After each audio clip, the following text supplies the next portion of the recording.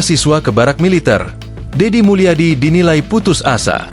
Wakil Ketua DPD RI Tamsil Linru menyebut, kebijakan membawa anak nakal ke barak TNI yang dilakukan Gubernur Jawa Barat, Deddy Mulyadi, sebagai kebijakan yang putus asa.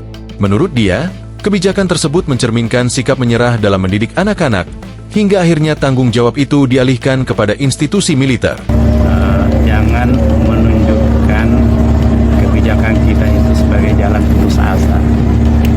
Jadi mau menyerahkan dengan pendekatan penanganan militer, saya kira tidak.